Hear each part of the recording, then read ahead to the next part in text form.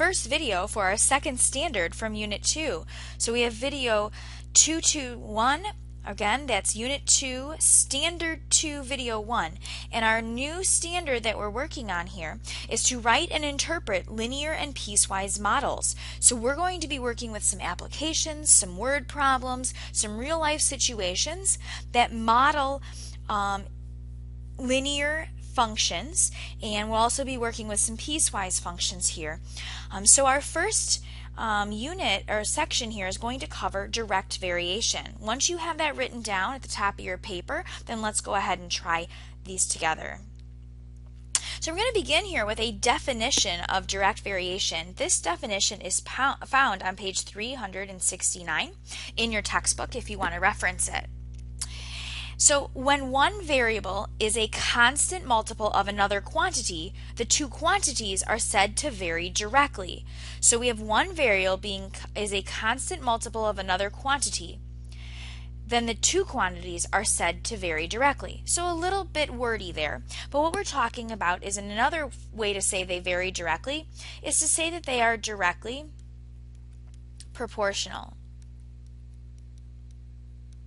They're directly proportional.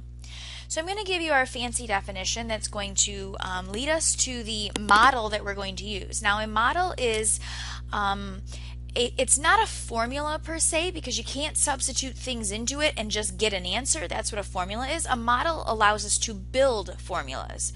So the model is the structure that builds the formulas that we get to use. So we're going to build the model here. And that is that y varies directly,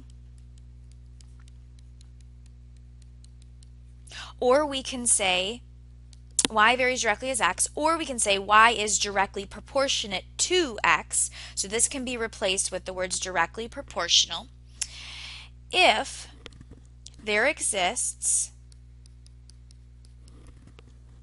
a non-zero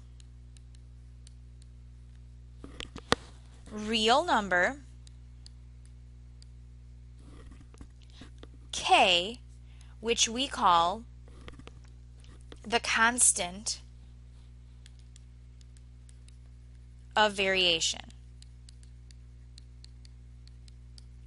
So k is referred to as the constant of variation. So this is the model that we will use. It will be y equals k times x.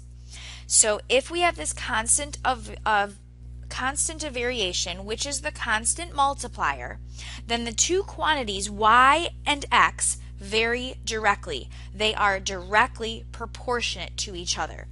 So we're going to take that model with us onto the next page, and I'm going to show you how we're going to use it. So we have y equals k times x. Our first example is going to be if y varies directly to x when x equals 7, y equals 35. Find y when x equals 10.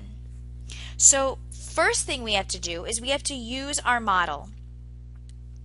So I'm going to start with the model, y equals k times x, and I'm going to replace it with the given information. So this is my first step, use the given information.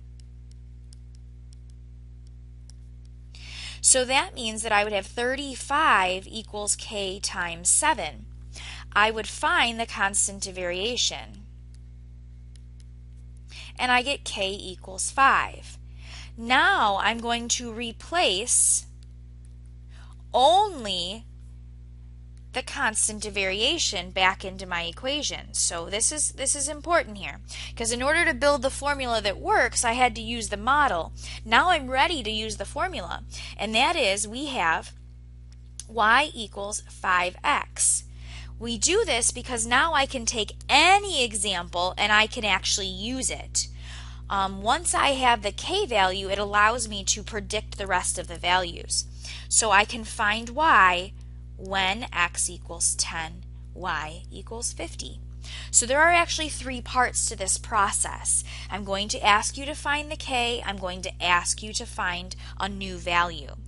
So this would be a non-contextual problem. We're just using the model. Now we're going to use some interpretation. This is the second piece. So here's our example. The area of a rectangle varies directly as its length. If the area, that should be area, of the rectangle is 50 square meters when the length is 10 meters, find the area when the length is 25 meters. So again, we're going to start with our model, y equals k times x. But in this case, I'm going to replace the y with the area, and I'm going to replace the x with length, because those are the variables that we're using for this particular application problem. Now I'm going to use the given information. So using the given information here, I'm going to replace both the y value, or the a value, and the l value. That gives me 50 equals k times 10, allowing me to find our constant of variation to be 5. The next thing I'll do is I'll rewrite my model with a formula as 5 times L. And now I will find the area when the length is 25. So my area is 5 times 25, and because my area is measured in square meters, my answer will be, that's right, 125 meters squared. So these are the steps I would use for a direct variation problem. Make sure you answer the questions on the entrance slip and post any other questions you have to Schoology.